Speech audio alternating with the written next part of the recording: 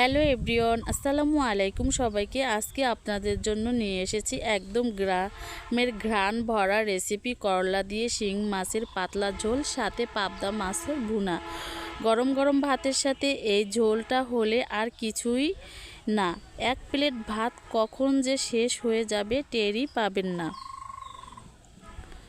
শিং মাছটা কিন্তু আমি অফ ক্যামেরায় ধুয়ে নিব এবং করলাগুলোও কিন্তু অফ ক্যামেরায় কেটে নিব।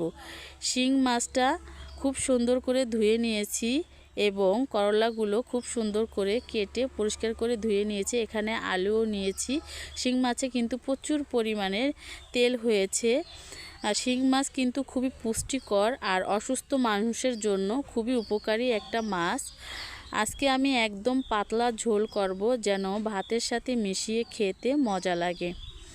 করলাগুলো খুব সুন্দর করে কেটে নিয়েছি, ধুয়ে নিয়েছি। এখন আমি মাছ ভাজার জন্য কড়াইটা আগে থেকে গরম করে তেলটা, তারপরে শিং মাছগুলো ভেজে নিয়েছি।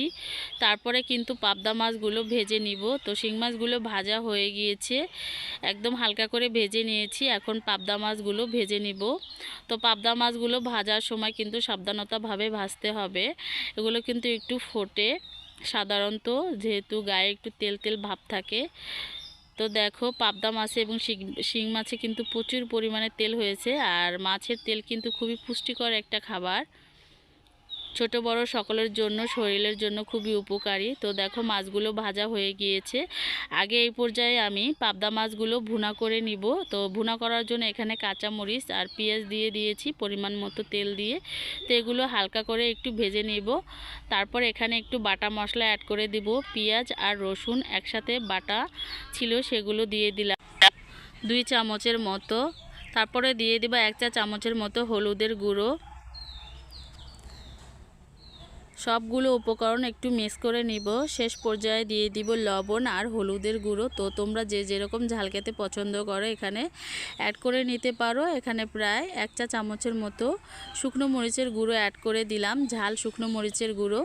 তো একটু পানি দিয়ে ভালোভাবে মশলাটাকে কষিয়ে নিতে হবে। তারপরে এখানে দিয়ে দিতে হবে স্বাদ মতো লবণ। এরকম একটা পাবদা মাছের ভুনা সেহরির সময় দিয়ে ভাত খেতে কিন্তু খুবই ভালো লাগে। অনেকেই আছে সেহরির সময় ভাত খেতে পারো না, এরকম করলার পাতলা ঝোল ও সাথে পাবদা মাছের ভুনা, এরকম 2-1টি রেসিপি যদি সেহরির সময় থাকে তাহলে কিন্তু অনায়াসে 1 প্লেট ভাত খাওয়া যায়। তো দেখো, মশলাটাকে সুন্দর করে কষিয়ে নিলাম। তো মশলাটা কষানো হয়ে গিয়েছে। এই পর্যায়ে পরিমাণ মতো পানি দিয়ে কিছু সময় জাল করে নিব। যখন বলক উঠে যাবে সেই পর্যায়ে কিন্তু মাছগুলো দিয়ে দিতে হবে। তো দেখো, প্রায় 1 থেকে 1.5 মিনিটের মতো জাল করে নিলাম। তো দেখো, জাল করা হয়ে গিয়েছে। এই পর্যায়ে মাছগুলো দিয়ে দিলাম। তো এরকম একটা পাবদা মাছের ভুনা খেতে কিন্তু খুবই ভালো লাগে, ঝাল ঝাল। তো একটু নেড়ে চেড়ে দিলাম এবং শেষ পর্যায়ে গিয়ে এখানে কিছু ধনেপাতা কুচি অ্যাড করে দিব।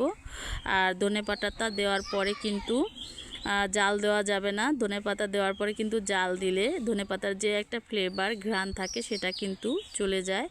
তো কিছুক্ষণ দেওয়ার পরে একটু হালকা পাতলা নেড়ে চেড়ে দিব খুন্তি দিয়ে, যাতে মাছের গায়ে ধনেপাতাগুলো মিশে যায়। তো দেখো, তৈরি হয়ে গেল পাবদা মাছের ভুনা।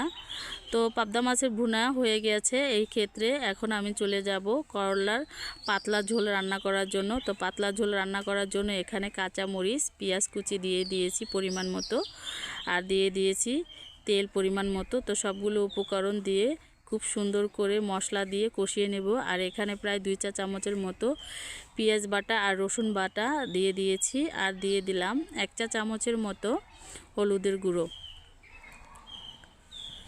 দিয়ে দিলাম স্বাদ মতো লবণ। তারপরে দিয়ে দিলাম 1 চা চামচের মতো শুকনো মরিচের গুঁড়ো। তো সবগুলো উপকরণ একসাথে মিক্স করে খুব সুন্দর করে কষিয়ে নিব। তো অল্প একটু পানি দিয়ে মশলাটাকে কষিয়ে নিতে হবে, যাতে মশলাটা না পুড়ে যায়। আর দিয়ে দিলাম জিরার গুঁড়ো। তো মশলাটা কষানো হয়ে গিয়েছে। এই পর্যায়ে এখানে কিছু আলু কেটে রেখেছিলাম, সেই আলুগুলো দিয়ে দিলাম। করলার মধ্যে কিন্তু আলু দিলে খেতে খুবই ভালো লাগে তরকারিটা। তো আলুগুলো দেওয়ার পরে মশলার মধ্যে কিন্তু খুব সুন্দর করে কষিয়ে নিতে হবে আলুগুলো। তো একটা ঢাকনা দিয়ে ঢেকে আলুগুলো আমি কষিয়ে নেব কিছু সময় ধরে। আর মাটির চুলার রান্না তো তুলনাই হয় না, খুবই মজাদার হয়। তো যারা গ্রামের বাড়ি থাকো মাটির চুলায় রান্না করে খাও তারা তো জানোই। তো দেখো বন্ধুরা, আলুগুলো কিন্তু কষানো হয়ে গিয়েছে। এই পর্যায়ে কিন্তু আমি পানি দিয়েছি আর করলাগুলোও দিয়ে জাল করে নিয়েছি। তো সেগুলো তোমাদের দেখাতে পারি নাই ভিডিওতে।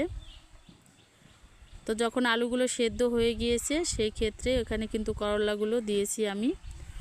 তো তারপরে কিছু পানি অ্যাড করার পরে মাছগুলো দিয়ে কিছু সময় ধরে জাল করে নিব।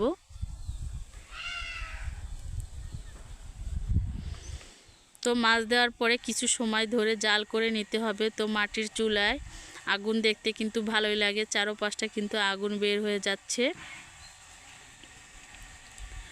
আর মাটির চুলায় রান্না করতেও খুব ভালো লাগে। তো আলহামদুলিল্লাহ আমাদের করলা দিয়ে শিং মাছের পাতলা ঝোল এবং পাবদা মাছের ভুনা রেডি।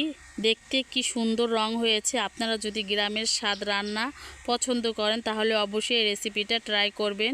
ভিডিওটি ভালো লাগলে লাইক, কমেন্ট আর সাবস্ক্রাইব করতে ভুলবে না। তো সবাই ভালো থাকবে, সুস্থ থাকবে এই কামনা করি। চলে আসবো পরবর্তী সময় আরও নতুন নতুন রেসিপি নিয়ে। আল্লাহ হাফেজ। সবার জন্য দোয়া ও ভালোবাসা রইল। আসসালামু আলাইকুম।